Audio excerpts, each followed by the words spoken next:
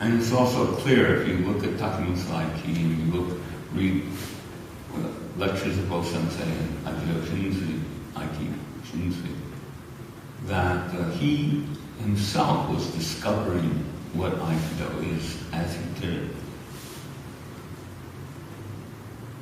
And historically, he was interested in Budo, and he was making himself strong and in those aspects of strength and energy, and like when he was in Hokkaido, he would ride for days, and there were stories of him meeting bears in the woods, and no matter what the temperature or the weather or the situation, having a kind of power and energy to go through it, right?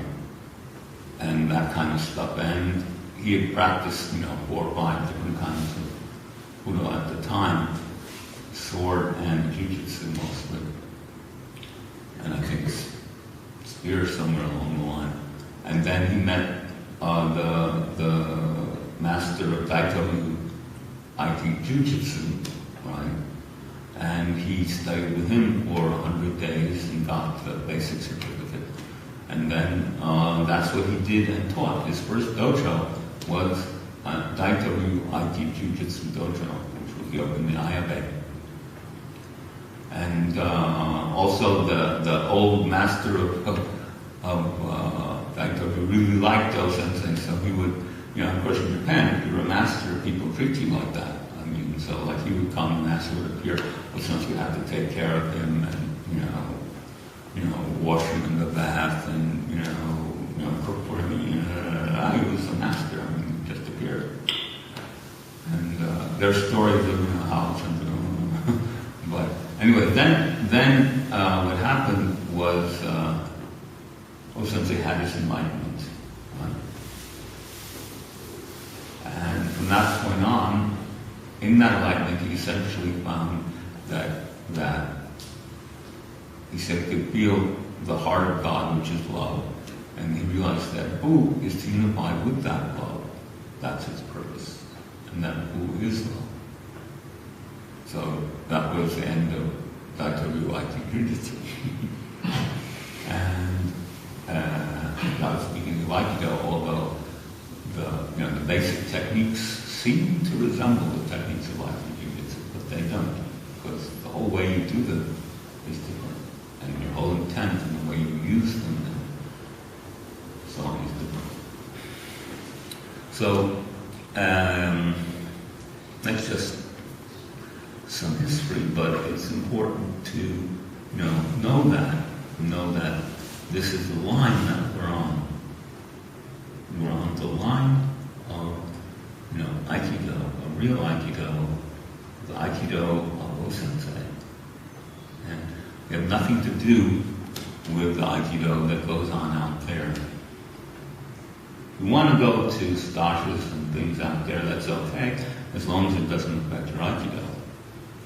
If it does affect your Aikido, I'll yell at you. And this basic intent of how and why to practice, this is really at the heart of things. And there are other aspects too, about through Aikido, we learn that conflict, combat, winning and losing are actually not real, they're a kind of dream. And that within the way the universe works, and that's what the Aikido techniques do, they show that within the way the universe works, the conflict disappears, it doesn't really exist. Technique from an earlier technique from before the war, right?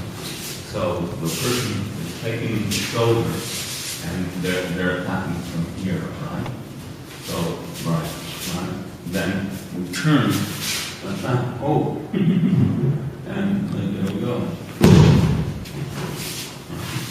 Now, the point is, if you look at the situation, try to think of it.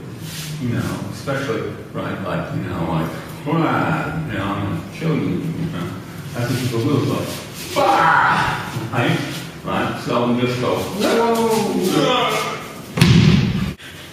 we think about this. Why don't we do this? Because, oh my God, you know, he's going to kill me. Right? And of course, the person doing it, he wants you to be afraid, right? Because that gives him more power. And you go, then you just pow, right? I have to get really close. There we go.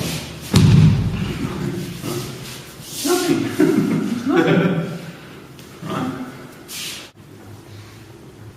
So of course, to do this, even in oh, this is okay, right? This is Aikido technique, but to really make it work well, now I can't right? I mean, I can try to go, then you attack from here, right? But to draw an infinite attack, because I don't do that. And that's the secret, even before the war. For example, said you draw the person into the movement which attacks. You're not here, and then the person, you know, how can I do something right? You know, so we begin to change our feeling towards what we think is either an attack or, you know, like we don't feel that there's, I mean, generally in life there are a lot of things that we feel as attacks, but even problems, right, that come up, you know, what am I going to do? Instead, you connect with, you unify with, and then you find that through that connection that there is no separate thing which you have to deal with. It's all one thing. And so first we deal with the other, you know, like that, but essentially what we're doing is we're tuning ourselves to the whole universe. How can we be separate from the universe? Ever. Right? So, it's just in our minds.